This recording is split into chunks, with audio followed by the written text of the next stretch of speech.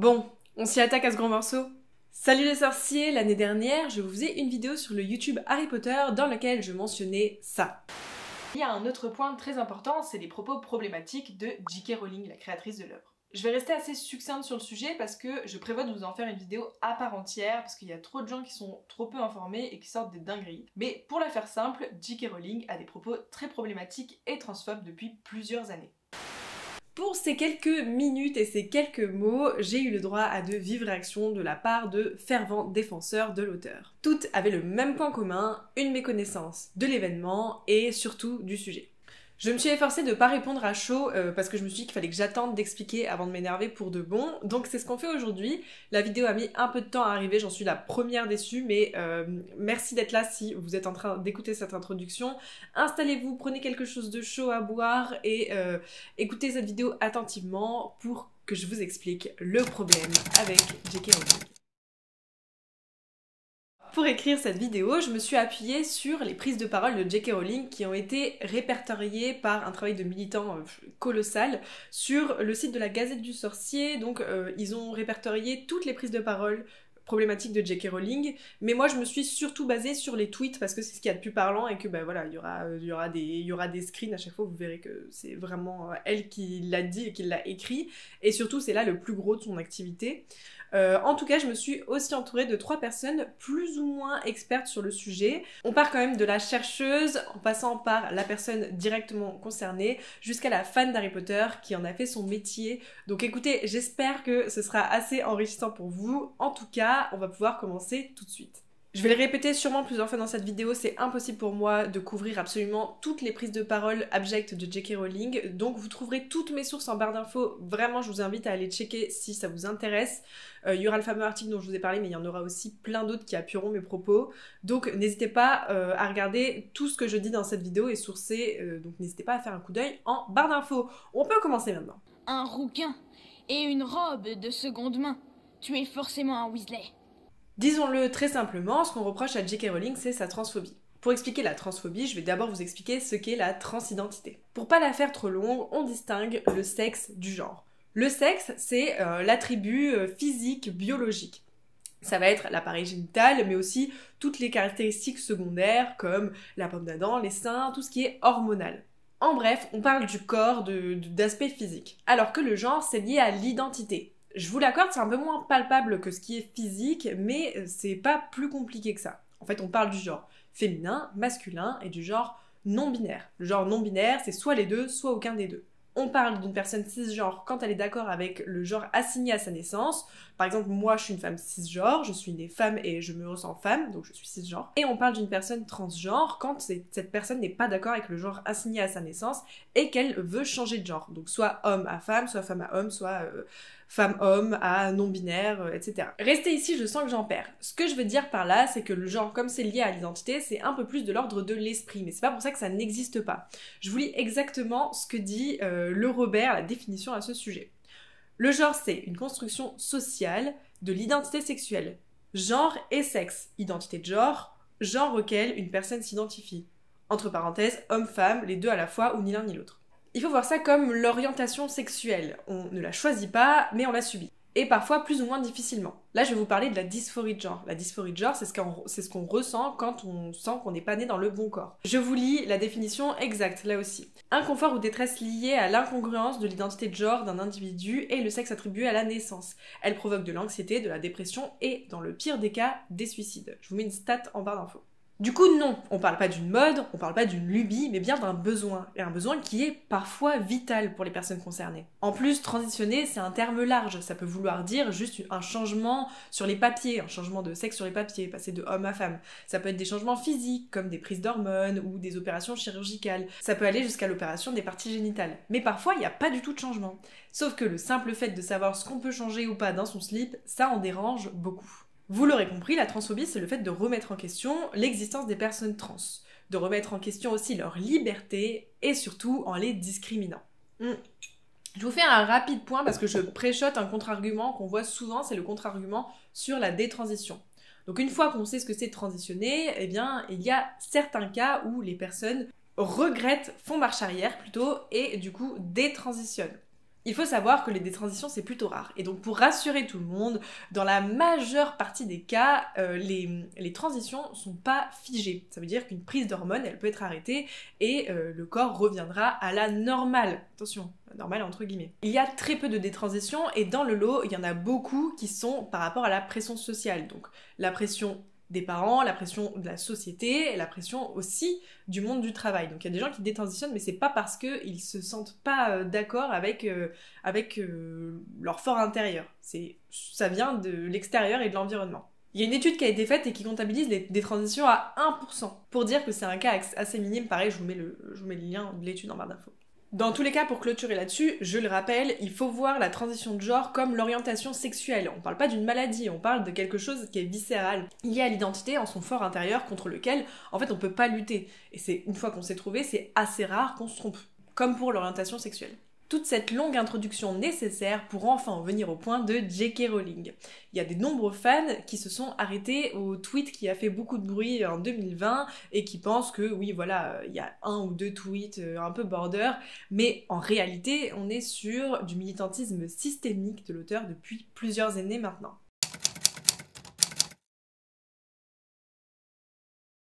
Le drama éclate en 2019 lorsque ce tweet arrive. Ce tweet, pour vous expliquer rapidement le contexte, c'est quelqu'un qui parlait de personnes réglées, et donc J.K. Rowling l'a mal pris, et donc elle a fait un tweet où il y a écrit « Oh là là, mais je ne vois pas... En gros, ce qu'elle a dit, c'est « Je vois pas vraiment de qui on veut parler.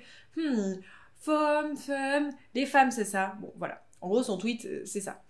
Ce tweet-là, il est transphobe, je vais vous expliquer pourquoi. Il l'est parce qu'il exclut les femmes trans de la définition même du mot femme. On pourrait se dire, à ce moment-là, on est en 2019, J.K. Rowling c'est une boomeuse, bon, peut-être qu'elle n'est pas renseignée sur le sujet, il y a plein de gens qui, en 2019, n'étaient vraiment pas au courant même de la transidentité, ça peut être le cas de J.K. Rowling, je veux dire, 2019, bon, ça va aller. Sauf que, détrompez-vous, J.K. Rowling, en fait, ça fait plusieurs années qu'elle se renseigne sur le sujet, parce que, voyez-vous, à ce moment-là, elle est en train d'écrire un livre dont le personnage principal est une femme trans. Donc ça fait déjà quelques années qu'elle fait des recherches, et pendant ces recherches, elle a déjà liké des tweets comme celui-ci. Les humains ont 2 et seulement 2 sexes qui sont invariables. Ou encore, une femme trans est un homme en robe. Bon, si ce tweet peut paraître sans défense au premier abord, on se rend quand même bien compte que c'est le fruit d'une réflexion et c'est un message politique que l'auteur porte à ce moment-là. En bref, ce que veut dire ce tweet, c'est que les femmes trans ne sont pas des femmes, et ça, c'est transphobe.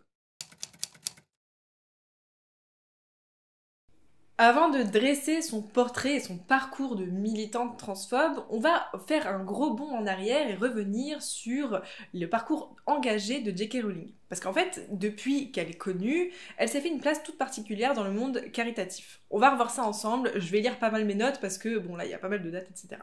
En tout cas, J.K. Rowling, à la base, c'est presque une philanthrope. Elle part pas non plus de quelque chose trop dégueu. Par exemple, de 2000 à 2005, donc quand elle était encore en train d'écrire Harry Potter, mais que ça commence à bien marcher, aussitôt que le succès lui a permis, elle a fait des dons réguliers à plusieurs associations. La première, c'est une association à laquelle elle s'identifiait parce que J.K. Rowling, elle est mère monoparentale, et donc elle a d'abord donné énormément au Conseil national pour les familles monoparentales. Par la suite, et alors qu'elle était déjà en train d'écrire les livres Harry Potter, elle s'est mise à écrire 2 petits livres de la bibliothèque de Poudlard dans un but très précis. Donc ces 2 livres-là, ce sont Le Quidditch à travers les âges et Les animaux fantastiques. Donc elle les a écrits pour verser leurs fonds à l'association Comic Relief qui œuvre pour la famine dans le monde. Genre, franchement, ça va, c'est plutôt stylé. Ensuite, elle a même été en 2005 jusqu'à fonder la fondation Lumos. Donc la fondation Lumos, ça s'appelait Children's High Level Group à l'époque où elle a été fondée. Donc c'était pour aider les enfants du monde entier. Aujourd'hui, cette association, elle existe toujours et elle œuvre toujours. Pour lancer son association, elle écrit les contes de Biddle le Barde, donc qui est le 3e livre de la bibliothèque de Poudlard, dont tous les fonds sont reversés à sa fondation. Et là, ce dont je vous parle, c'est pas des petits dons par-ci par-là pour défiscaliser. J.K. Rowling, quand elle est engagée, elle fait ce qu'elle sait faire de mieux, c'est-à-dire écrire. Mais elle s'est pas arrêtée là. En 2010, elle contribue à l'ouverture d'un hôpital.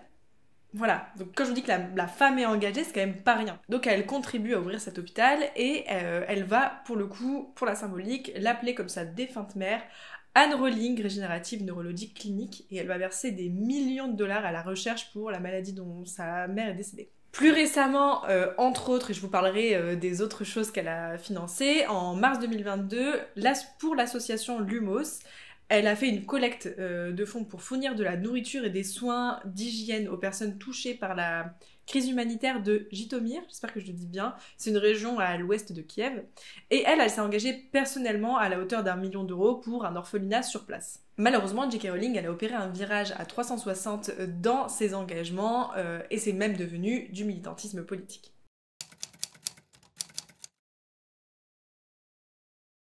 Tout commence en 2018 quand elle commence à énerver du monde en likant un tweet qui qualifie les femmes trans d'hommes en robe. Je profite de ce tweet dont je vous ai parlé un petit peu plus tôt pour vous expliquer ce que veut dire le terme mégenré. La définition exacte, c'est signifie utiliser un pronom ou des accords qui ne sont pas ceux utilisés et souhaités par la personne. Si le mégenrage est volontaire, il s'agit d'un acte transphobe. Il faut savoir que le mégenrage, c'est un outil dont J.K. Rowling use et abuse vraiment absolument tout le temps. On avance un petit peu et on arrive en 2019 où elle défend bec et ongle une femme qui s'appelle Maya Forstater en lançant le hashtag FreeMaya. Pour vous expliquer rapidement le contexte, Maya, elle travaillait dans une entreprise qui était peut-être bien une asso d'ailleurs, mais en fait c'est pas vraiment important. Et son contrat, il n'a pas été renouvelé. Alors, pourquoi son contrat n'a pas été renouvelé? C'est tout simplement parce qu'elle a remis en cause la transidentité d'une ou d'un de ses collègues de l'entreprise en affirmant, je cite, qu'on ne pouvait pas changer de sexe biologique en distribuant des tracts transphobes à ses autres collègues. Donc c'est quand même assez chaud. Et c'est ce comportement-là que J.K. Rowling a décidé de défendre en tweetant « Habillez-vous comme vous le voulez, définissez-vous comme vous le voulez, couchez avec n'importe quel adulte consentant que vous le voulez, vivez votre meilleure vie en paix et sécurité, mais forcer une femme à quitter son travail pour dire que le sexe biologique est réel, I stand with Maya, this is not a drill, J.K. Rowling, et donc le hashtag FreeMaya. Ce tweet, c'est son premier positionnement public transphobe, au-delà des quelques tweets qu'elle a déjà likés, et là vraiment, c'est elle en plus qui lance un hashtag et qui s'exprime sur le sujet. Ça ancre son air TERF. Alors, les TERF, ou les trans-exclusionneries radicales féministes, en français ça veut dire féministes radicales excluant les personnes trans, c'est un courant de féminisme qui exclut les femmes trans des luttes féministes. Un courant transphobe. Alors à partir de là, JK, elle se lâche. Il n'y a plus de barrière, rien à foutre, elle va tweeter plein de trucs transphobes tous les 4 matins en insultant la moitié de sa communauté, en excluant carrément le principe même du genre social. Alors ça c'est vraiment un truc des transphobes. En gros, pour eux le genre n'existe pas, donc à partir du moment où le genre n'existe pas, le débat n'est pas possible.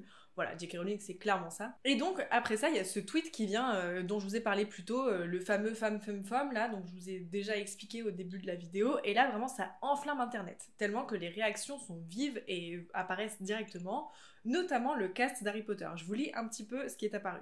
Daniel Radcliffe s'est exprimé là-dessus en disant « Les femmes transgenres sont des femmes. N'importe quelle déclaration disant le contraire efface l'identité et la dignité des personnes transgenres et va contre toutes les recommandations des professionnels de santé qui ont bien plus d'expertise sur le sujet que Joe et moi. » Emma Watson a aussi directement réagi en tweetant « Les personnes trans sont ce qu'elles sont et méritent de vivre leur vie sans que leur existence soit constamment questionnée ou remise en question. » Rupert Grint s'est lui-même exprimé en disant « Je soutiens fermement la communauté trans ». Là, c'est vraiment juste un échantillon de ce qui s'est dit au niveau des acteurs du cast d'Harry Potter, mais il y en a eu beaucoup d'autres, et il y a même des acteurs du cast des Animaux Fantastiques qui se sont exprimés. Et pas mal de fans de la communauté Potterhead se sont aussi positionnés à partir de ce jour, et j'en ai parlé avec mes invités. Je m'appelle Alizée, j'ai été doctorante en littérature et cinéma, et mon projet de thèse s'appelle Harry Potter à l'école du patriarcat, traitement et représentation des genres et des identités queer dans la saga Harry Potter et son univers étendu. J'étais déjà de base impliquée dans le féminisme. Moi, je fais partie de la communauté LGBT, donc en plus de ça, je suis aussi impliquée dans tout ce qui est militantisme LGBT, militantisme féministe, etc. Et en fait, en 2018, ce sont les premiers échos des tweets transphobes de Rowling. Et je ne comprenais pas. Donc j'ai décidé de creuser en me disant, ben non, elle a dû être mal comprise, c'est les œillères, tu vois. C'est ça, genre c'est pas possible que cette autrice qui a écrit Harry Potter, tu vois, elle a écrit Harry Potter, le principe même c'est de battre contre des discriminations, elle peut pas être transphobe. Du coup, je me renseigne sur ce qu'est la transidentité, enfin, ce que c'est, comment les gens le vivent, etc., etc. Parce qu'à ce moment-là, c'est aussi le début, on n'en parlait pas encore énormément. C'était pas cet énorme débat public mise en avant comme aujourd'hui. Et sauf qu'en fait, au fur et à mesure, je me rends compte, bah oui, elle a bel et bien dit ça, et c'est bel et bien transphobe ce qu'elle a dit. Je m'appelle Félix et je vais avoir 28 ans cette année. Bah, je suis ex-youtubeur parce que voilà, je tenais la chaîne YouTube Le Lutin de Cornouailles. Bah, en fait, déjà, il y a un truc, la saga, elle a attiré beaucoup de personnes queer et de personnes LGBT, enfin dans la communauté de fans ou la ex-communauté de fans. Il y a genre beaucoup de personnes queer parce que voilà, dans l'œuvre il y a tout ce truc avec Harry qui est dans le placard et qui en sort pour découvrir un monde magique et tout, et du coup en fait il y a vraiment, enfin en tout cas ça a résonné chez beaucoup de personnes comme une métaphore bah, du coming out, de la sortie du placard, et je pense que c'est notamment ce truc qui a fait que ça a attiré beaucoup de personnes queer. Et du coup, bah, évidemment, je pense comme énormément de personnes, moi j'ai vécu ça vraiment comme une grosse trahison. Donc je pense que c'est le mot que je mettrais dessus. En plus, bah, à l'époque, J.K. Rowling, c'était une personne qui me touchait beaucoup. Enfin, je regardais des interviews, etc. Et vraiment, c'était une femme que j'appréciais. Et du coup, ouais, c'est d'autant plus une trahison, quoi. Je m'appelle Jeanne, j'ai 23 ans et je suis la fondatrice de l'Impasse des Sorciers. Et je me rappelle m'être dit, c'est quoi ça encore Enfin, tu sais, en mode, ils savent plus quoi inventer et tout. Vraiment en mode, mais pas du tout, n'importe quoi. Et je pense que assez vite, en fait, oui, en fait, si ça avait suivi, c'est parce que il y a Daniel Radcliffe et Emma Watson qui avaient fait des communiqués. Donc, Oui. je me souviens que j'étais en mode, C'est peut-être bon, pas c'est n'importe peut-être quoi. pas, c'est peut-être pas des rumeurs. Et donc, du coup, après, je me rappelle être allée sur son Twitter, belle découverte. Mhm.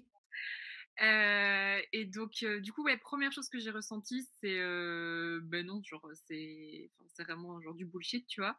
Et ensuite, quand j'ai été confrontée, du coup, à la véracité du propos, déception fois 1000, mais genre, mais grosse déception parce que tu vois, J.K. Rowling, moi, c'était grave une figure genre de respect pour moi, je l'admirais de fou. Ouais. C'était pas rare que dans des conversations avec des copains, tu sais, quand tu poses un peu les questions, si tu pouvais manger avec quelqu'un, discuter avec quelqu'un, ce serait qui? Bah, c'était pas rare que je la cite, tu vois. Ouais. Moi, j'étais en mode, mais attends, c'est littéralement la dame qui a écrit Harry Potter. Moi, c'est, tu sais, la saga de ma vie et tout. Enfin, du coup, grosse déception, tu vois, au-delà de l'incompréhension, de la colère, de se dire, mais qu'est-ce qu'elle fait? Bah, en premier, vraiment déception de se dire, attends, je donne du crédit à cette nana-là, tu vois, alors que moi, Ouais. avant-hier, genre avant de voir les tweets, j'étais en mode, ah, si je la vois un jour, quand Mhm. même. Les réactions à ce tweet sont très vives et au-delà de la communauté restreinte de Potterhead, ça va même plus loin parce que J.K. Rowling c'est une personnalité qui est très très très suivie. Ses livres sont des œuvres mondiales, je veux dire tout le monde connaît, donc il y a eu beaucoup beaucoup d'avis négatifs, un petit peu de positifs aussi sur ce qu'elle disait bien sûr. En tout cas ça a pris une grosse ampleur, vraiment faut s'imaginer que les gens étaient très en colère. Donc J.K. Rowling, pour calmer le feu, elle a sorti un communiqué. Je vais pas vous lire le communiqué, il y aura quelques passages, mais je vais pas tout vous lire parce que c'est très long. Que c'est un communiqué qui soutient des thèses réactionnaires transphobes, et il y a beaucoup de chiffres qui sont pas sourcés, il y a beaucoup de choses qui se contredisent. Et pour moi, le vrai truc qui me pose problème dans ce communiqué, c'est qu'elle justifie sa transphobie par des violences conjugales qu'elle a subies. Alors je crois encore assez en l'humanité pour me dire que c'est un biais et qu'elle le fait pas sciemment, mais en tout cas c'est quand même une sacrée instrumentalisation d'un truc gravissime qui lui est arrivé. Elle justifie ça en disant que comme elle considère pas que les femmes trans sont des femmes, pour elle c'est des hommes et donc tous les hommes sont violents, dangereux, etc. Bref. Elle met un point d'honneur pour expliquer dans ce communiqué que contrairement à ce qu'on dit, elle est extrêmement renseignée sur le sujet. Elle sait de quoi elle parle, donc je cite. D'un côté, mon intérêt pour le sujet est professionnel, car j'écris une série de romans policiers qui se déroulent à notre époque et ma détective fictif est en âge de s'intéresser à ces questions et d'y être confrontée.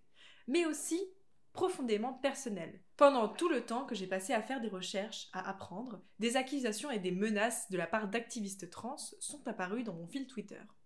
Au départ, ça a été déclenché par un j'aime. Lorsque j'ai commencé à m'intéresser à l'identité de genre et aux questions relatives à la transidentité, je me suis mise à faire des captures d'écran, des commentaires qui m'intéressaient, afin de me rappeler ce sur quoi je pourrais vouloir faire des recherches plus tard. Un jour, sous le coup de la distraction, j'ai aimé un tweet au lieu d'en faire une capture d'écran. On parle du tweet, les femmes trans sont des hommes en robe, distraction. Ce simple j'aime a été considéré comme une preuve de mauvaise pensée et un harcèlement subtil mais persistant s'est mis en place. C'est que elle a été distraite et qu'au lieu de faire une capture, elle a mis un like. Distraite, c'est distrayant. Mais surtout, son excuse, c'est un putain de misclick. Toujours dans ce même communiqué, elle reconnaît ensuite que les femmes trans, parce que c'est son obsession, sont particulièrement en danger, mais elle dit aussi qu'elles sont un danger pour les femmes biologiques. Je cite toujours, hein, ça vient pas de ma bouche. Donc l'extrait c'est ça. Je veux donc que les femmes trans soient en sécurité. Mais pour autant, je ne veux pas que les femmes et les jeunes filles biologiques soient moins en sécurité. Le fait de préciser femmes, jeunes filles biologiques, j'espère que vous l'aurez compris, c'est profondément transphobe. Hein. Lorsque vous ouvrez les portes des toilettes et des vestiaires à tout homme qui croit ou pense être une femme, alors vous ouvrez la porte à tous les hommes qui souhaitent entrer. C'est la simple vérité. Oui.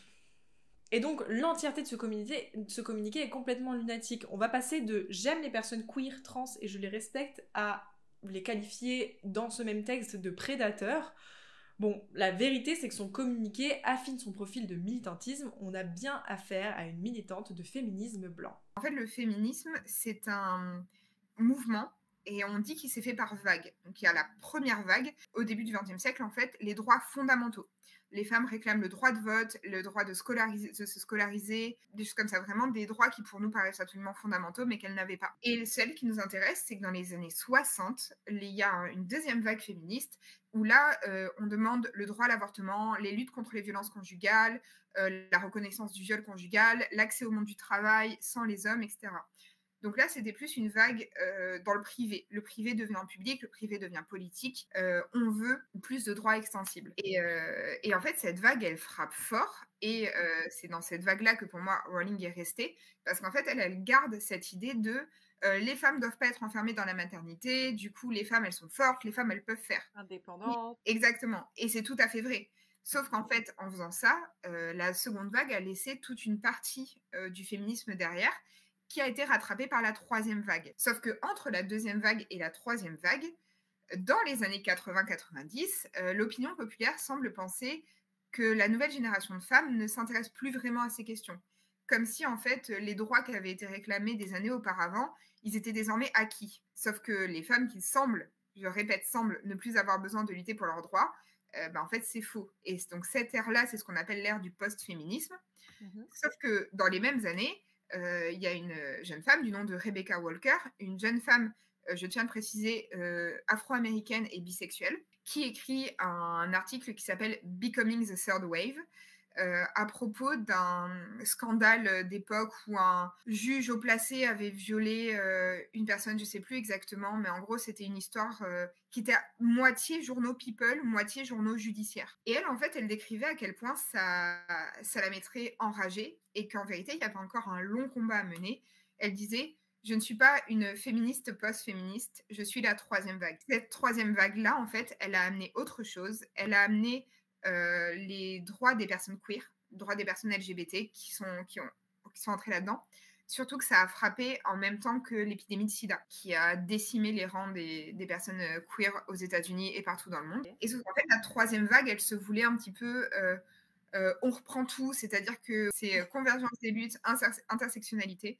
Et en gros, ça, c'était le leitmotiv de la troisième vague.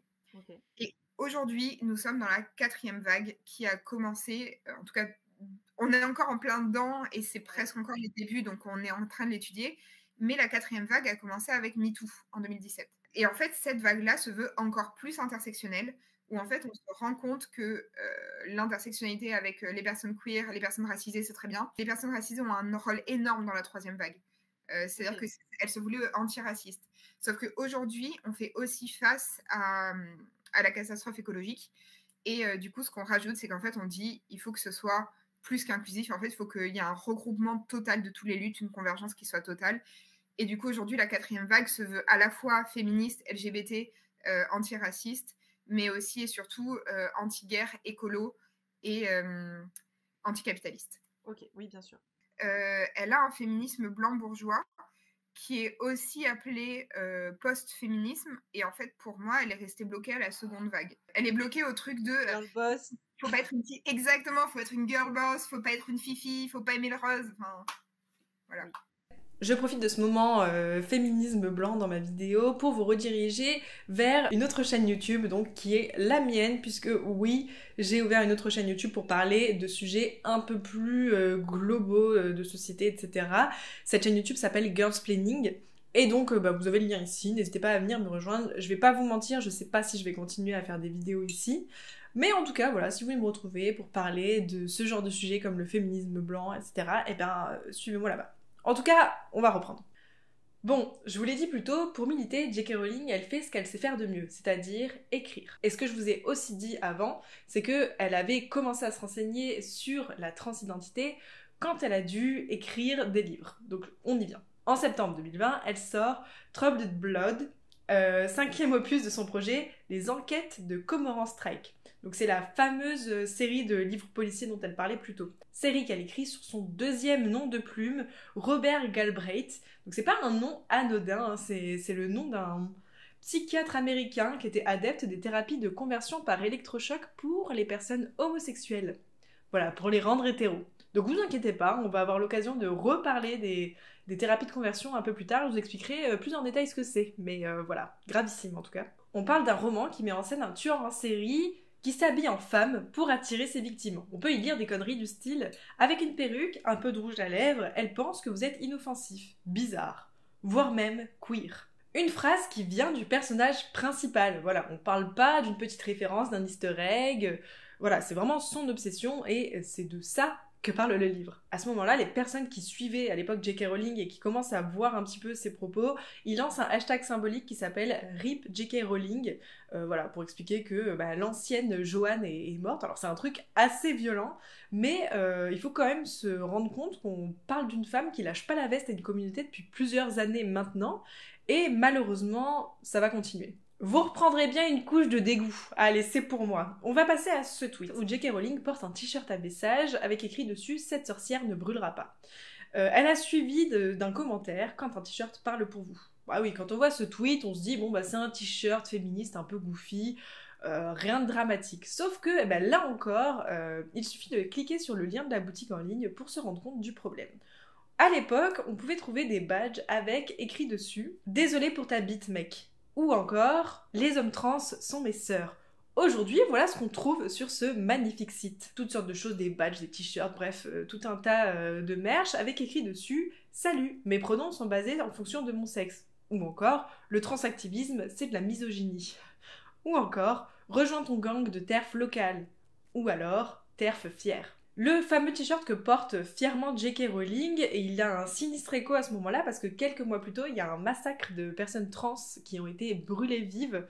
Voilà, le timing est vraiment très mauvais, même si on pense qu'à la base, elle a plutôt porté ce t-shirt en référence à la chasse aux sorcières sur les personnes transphobes. C'est quand même particulièrement à vomir au niveau du timing, hein. Voilà, Joanne, on repassera pour ton humanité finalement. On fait un saut dans le temps, hein. 2021, ça a été une année où elle a été ultra violente dans ses propos, mais toutes celles qui ont suivi aussi, je vous ai déjà dit qu'on pouvait pas couvrir, donc on passe à 2021. Et pour J.K. Rowling, évidemment, le combat continue. Je vais choisir cet événement parce qu'il marque un tournant politique dans le message de J.K. Rowling, même si tout ça c'est politique hein, depuis le début. Mais cette fois-ci, ça devient institutionnel parce que J.K. Rowling, elle va choisir de prendre la défense d'une parlementaire britannique qui s'appelle Rosie Duffield. Alors je vous le donne en mille, elle a liké les tweets d'un militant anti-trans américain. On souffle fort, mais qui est choqué ici? Pas grand monde.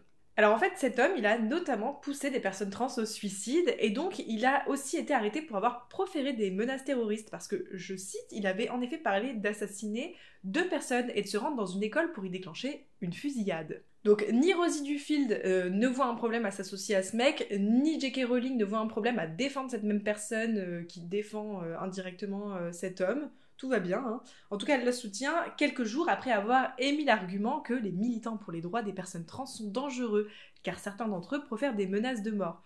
Donc voilà, c'est la faute des trans, hein. Vraiment, gardez ça en tête pour J.K. Rowling. On est dans une délulu complète, mais voilà, la faute des trans, fallait pas chercher finalement. Je saute en 2022 parce que, encore une fois, je peux pas tout dire, mais bon, 2021 a fait pas mal de dégâts. 2022 aussi, ça commence à propos d'une prise de parole d'un parti de gauche pour la Journée internationale du droit des femmes, donc le 8 mars. Il y a une femme du parti de gauche des travailleurs qui est chargée de l'égalité homme-femme. En donnant une interview pendant ce jour-là, elle aurait déclaré que être une femme, ça dépend du contexte médical, légal et sociétal. Et J.K. Rowling a déformé ses propos en tweetant « Sous un gouvernement de gauche, cette journée serait celle des personnes dont on ne doit pas prononcer le nom. » Entendez donc là, J.K. Rowling vient de comparer Voldemort, la figure de Voldemort, aux personnes trans. Voilà. C'est une rêve qui fait mal au cul, vraiment, hein, le fait de remixer comme ça, faire des parallèles, instrumentaliser son œuvre, ah, chaud, bon, bah voilà. En tout cas, encore une fois, elle nie l'existence même des personnes trans. En avril 2022, le gouvernement britannique essaye de faire passer une loi pour autoriser les thérapies de conversion sur les personnes trans.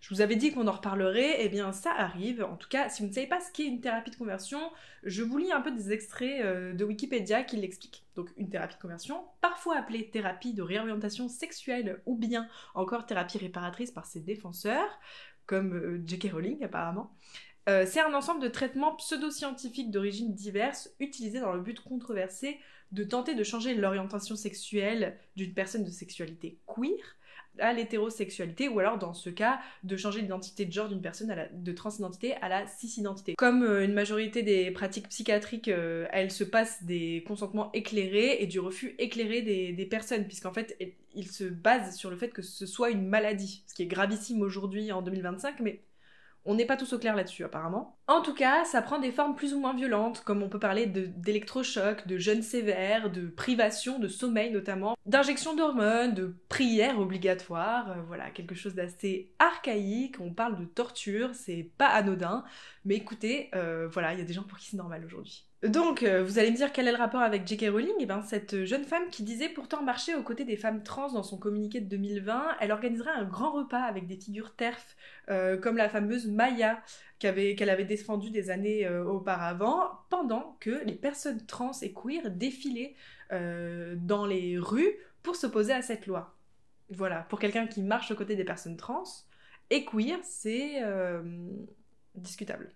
Encore une fois, le temps passe et l'auteur s'allie avec des figures d'extrême droite. Bah oui, parce que c'est assez lié en fait. En octobre 2022, par exemple, elle s'affiche sur Twitter avec un t-shirt à message, décidément. Ce t-shirt à message, il porte le nom de Nicola Sturgeon, député du Parti social-démocrate. En tout cas, la personne qui vend le t-shirt que porte fièrement J.K. Rowling, elle s'appelle Posy Perker, et on peut retrouver sur son compte Facebook des Barbies nazies, ou encore des déclarations comme quoi que le droit à l'avortement pouvait être sacrifié. Voilà. En tout cas, en été 2022, J.K. Rowling, elle va publier la suite de sa série Les enquêtes de Cormoran en strike. Et bien cette fois-ci encore, ça raconte l'histoire de Eddie Ledwell. C'est une créatrice de dessins animés sur YouTube et elle est violemment attaquée et harcelée à cause de propos racistes et transphobes qu'aurait tenu l'un de ses personnages. Bah oui. Traquée par une personne anonyme, la vidéaste est finalement retrouvée assassinée dans un cimetière. C'est une obsession. Dans les jours qui ont suivi, on se rappelle, hein, là ça fait plusieurs années qu'il y a des personnes qui à la base admirent J.K. Rowling qui ne cessent d'être déçues.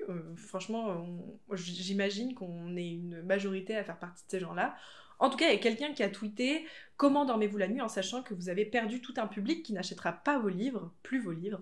Et J.K. Rowling a répondu en écrivant « J'ai vu mes récents chèques et franchement, je trouve que la douleur disparaît assez rapidement. » La meuf en a littéralement rien à foutre.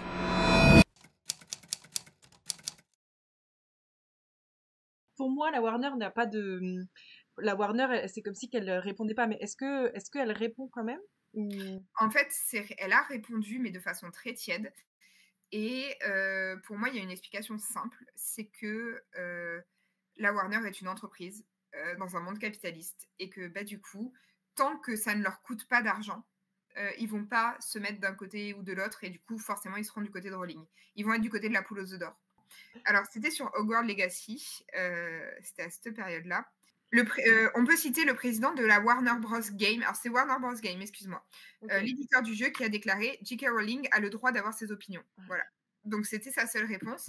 Okay. Et après, leur autre réponse a été de dire Mais de toute façon, elle n'est pas impliquée dans le développement du jeu. L'argument par rapport à Hogwarts Legacy de non, mais je l'achète parce que il y a quand même aussi beaucoup de personnes qui ont travaillé dessus et du coup, c'est bien de leur donner du crédit en achetant le jeu, etc. Enfin, moi, je trouve que c'est un argument qui est pas recevable. Déjà, les gens qui ont travaillé sur le jeu ont déjà été payés, donc what's the point, j'ai envie de dire. Et en plus de ça, genre dans Hogwarts Legacy, il n'y a pas le fait que de financer J.K. Rowling qui est problématique. Il y a aussi des gens dans le jeu qui sont problématiques. Enfin, j'ai plus son nom exact, mais il me semble que c'est un doubleur en VO, genre qui est un gros supporter de Trump et tout.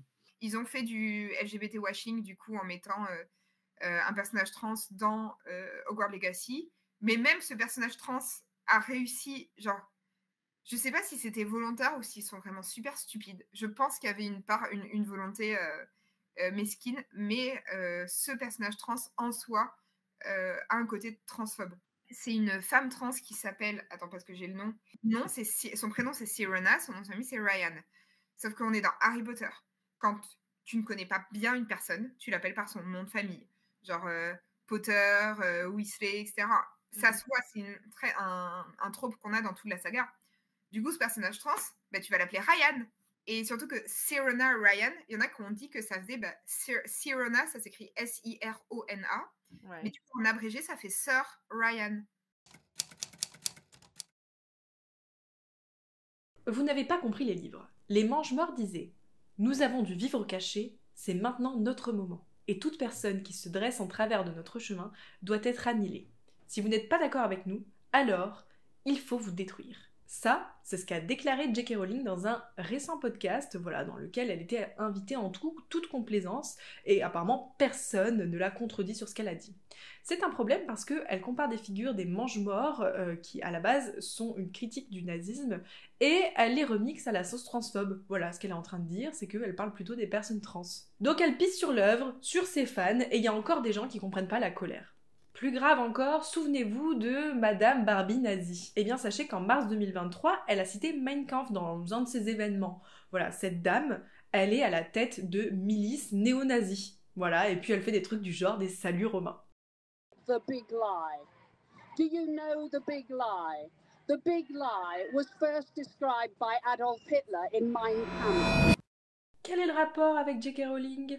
Eh ben, sachez qu'elle a affiché son soutien à cette femme, après le shitstorm qu'elle s'est pris. Bah oui, tout est normal, elle a aussi tenu des propos négationnistes. Je parle de J.K. Rowling là.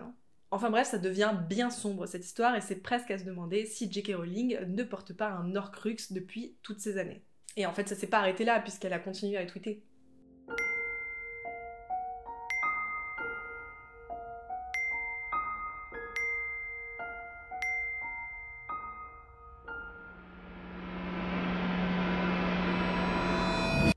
La dernière chose dont je vais vous parler, elle est plutôt récente. C'est apparu pendant que j'étais en train d'écrire cette vidéo, et restez concentrés parce que c'est un fait extrêmement choquant.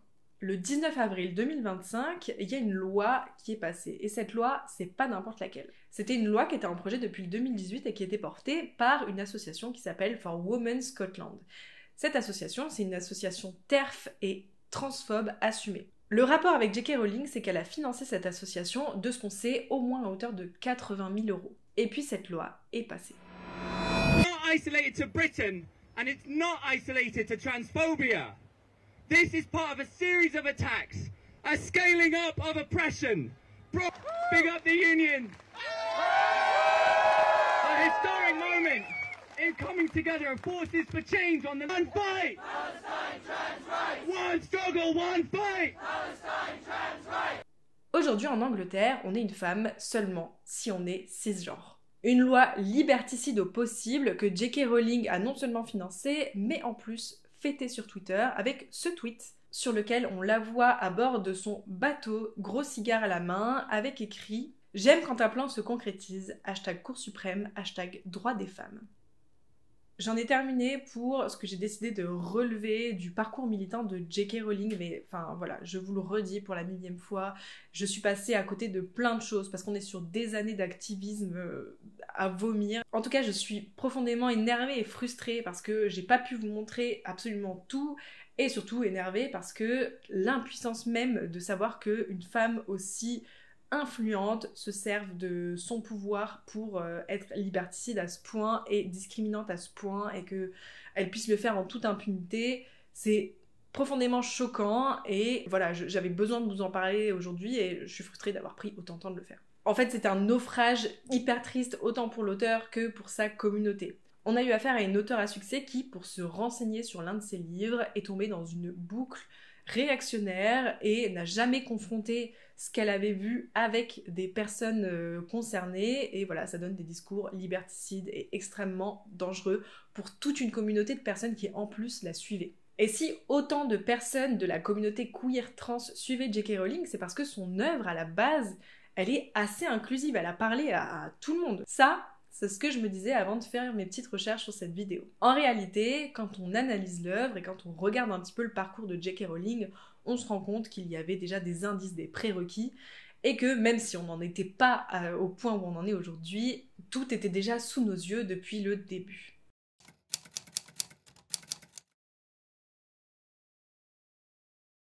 Par exemple, il y aurait le principe de la fille pas comme les autres. On sait que Hermione, par exemple, c'est la fille intelligente, mais elle aime pas se maquiller, elle aime pas se coiffer, elle aime pas s'habiller, etc. Le problème étant que Hermione, comme Ginny et comme Luna, sont représentées comme des filles pas comme les autres. En fait, c'est des petites filles ou des personnages féminins qui sont représentés comme en opposition avec le reste du genre féminin. En fait, tout personnage dans la saga Harry Potter qui démontre une forme de féminité hégémonique va être obligatoirement antagoniste. Et on voit ça avec les pires personnages comme Ombrage ou Rita Skeeter. Donc il y en a une qui est littéralement une criminelle de guerre génocidaire et l'autre qui est une journaliste sans foi ni loi qui fait de fake news. Mais on le voit aussi également au niveau des élèves. Lavande Brown, c'est exactement ça. Et c'est-à-dire qu'elles sont antagonistes sur un spectre entier.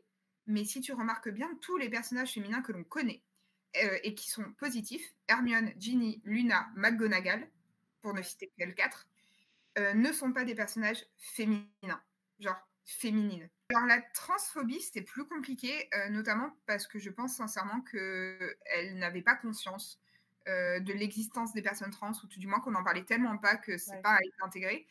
Cependant, on peut voir très clairement que tous les personnages masculins qui montrent une once de féminité sont des antagonistes. Il y a Lockhart, qui est une fraude. Alors, Flitwick n'est pas un mauvais personnage, mais il a très peu ça, c'est presque plus du validisme. C'est le côté la voix au perché et le fait qu'il est très... Et puis genre, il voit Harry, il tombe. La première fois qu'il voit Harry, il tombe de sa chaise. Et sinon, le pire exemple, c'est probablement Voldemort. Il est grand, fin, élancé, il est très très maniéré, manucuré. Harry le décrit avec des longs ongles, mais qui sont bien faits et tout. Et donc en fait, Voldemort a des traits féminins. Il me semble, tu parlais du personnage de Rita Skeeter, c'est un personnage que moi j'adore, même si c'est vrai qu'elle n'a pas un très bon écho.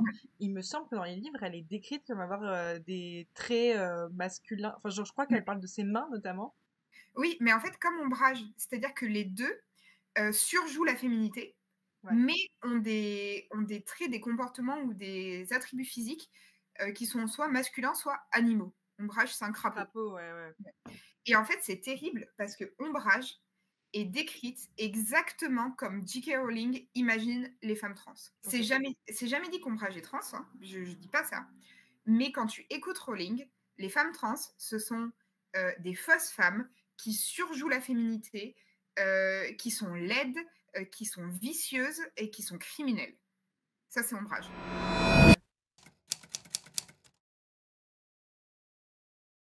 Alors à ce stade, il y a une question qui divise le reste de la communauté Potterhead, parce qu'il y en a beaucoup qui sont partis.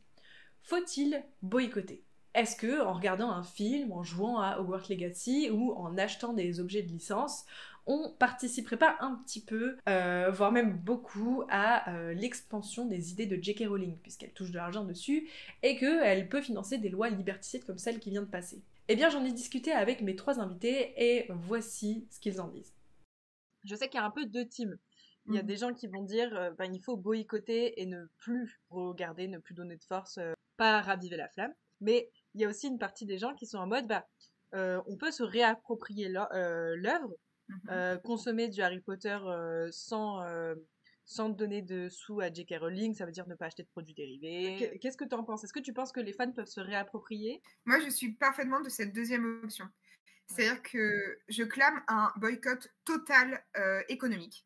C'est-à-dire, on n'achète plus du Harry Potter en neuf.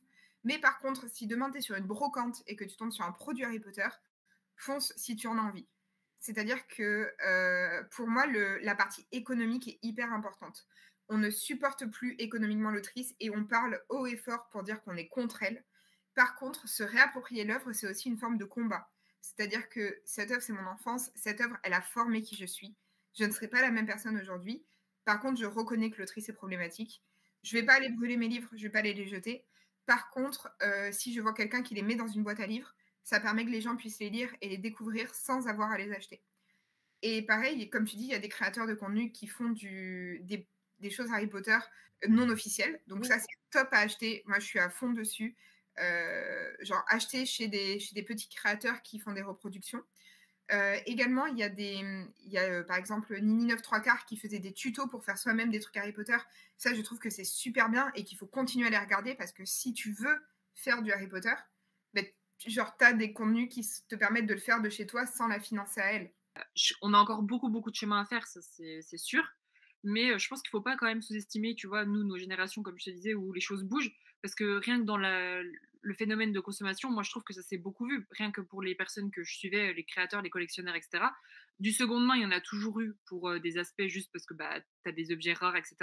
Mais maintenant, le seconde main, il y a le critère je ne donne pas de sous à J.K. Rowling qui rentre dedans, tu vois. Ouais. Tandis qu'avant, c'était vraiment le truc de je veux l'objet qui date de 2001 que tu trouves plus. Maintenant, c'est je suis contente de trouver cet objet rare, mais je suis aussi contente de ne pas participer. Tu vois ce que je veux dire? Oui, et puis là, pour discuter avec des boutiques qui sont sous licence Harry Potter et tout, alors est-ce que c'est lié directement ou pas, ou est-ce que c'est la saga qui s'essouffle? Je sais pas. Mais en tout cas, le phénomène est qu'on n'a jamais aussi peu vendu du Harry Potter qu'aujourd'hui, tu vois. Ouais. Donc je pense que quand même, il y a des conséquences qui sont mesurables maintenant, tu vois, par rapport à... Après, je pense qu'il y aura toujours le truc de, effectivement, ça s'essouffle. Enfin, on part sur 20 ans. S'ils font la série, c'est pas non plus de gaieté de cœur. Ils sont bien contents de remettre de l'eau au moulin, etc., tu vois.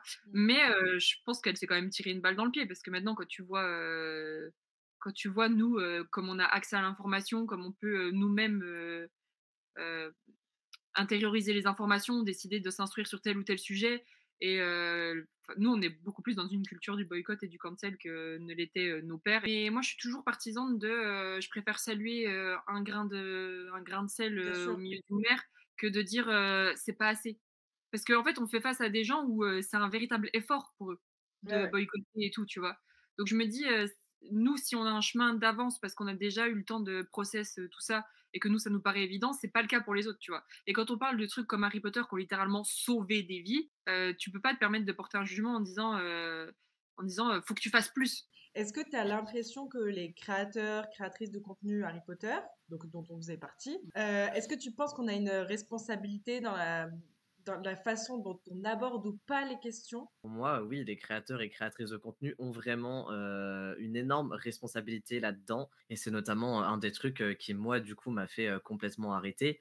Et en fait, genre, tu peux pas faire du contenu et t'ériger en porte-étendard en ignorant complètement tout ce qui se passe à côté. En fait, par le fait de l'existence des influenceurs et influenceuses de l'univers d'Harry Potter, quand bien même la personne ne fait pas la promotion d'objets à acheter, ce qui est le cas en vrai chez beaucoup de créatrices de contenu encore aujourd'hui, même si ça c'était absent de leur contenu, bah en fait, genre faire du contenu Harry Potter, ça continue de mettre en lumière la saga, bah en fait de nourrir la passion finalement, qui derrière peut rapidement se transformer en achat ou pareil, on va en parler autour de nous, ça va donner à des gens l'envie de revoir les films, de relire les livres, que en fait ça continue de faire vivre la saga, donc la communauté de fans. Et du coup, derrière, ça fait que la saga, elle meurt pas, en fait, elle reste. Ça fait que derrière, il y a des gens qui continuent à contribuer à la situation financière de J.K. Rowling. Mais ce serait une erreur de croire qu'on n'a aucun pouvoir sur ce qui se passe. Bien au contraire. L'histoire d'Harry Potter nous a montré qu'il ne fallait pas rester passif. Et ce pouvoir, on peut s'en servir aujourd'hui.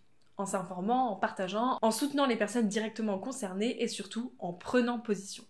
Cette vidéo, par exemple, elle est le résultat d'un engagement personnel, de discussion, de doute, de beaucoup de colère et surtout une volonté d'agir, de comprendre et par-dessus tout de combattre ses idées. J.K. Rowling n'a pas seulement détruit son œuvre, elle a aussi trahi sa communauté. Mais cette communauté, elle existe toujours. Elle pense, elle discute, elle crée. Et c'est le cas de Jeanne, qui a ouvert l'Impasse des Sorciers. Du coup, l'Impasse des Sorciers, c'est une boutique de prêt-à-porter en ligne, inspirée implicitement de l'univers d'Harry Potter. En règle générale, ça répond à un esthétisme british, vintage, Dark Academia, Light Academia, cottagecore.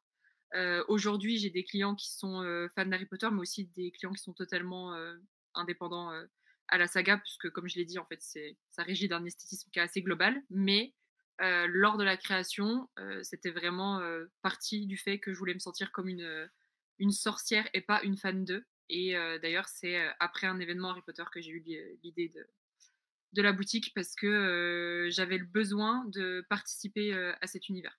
Est-ce que tu as déjà eu des reproches à être, même si c'est de l'implicite, est-ce que ce soit lié à l'univers ou non? Le truc, c'est que du coup, moi, on me suivait en tant que personne déjà avant ma boutique. Donc, du coup, les gens connaissent mon fond, tu vois.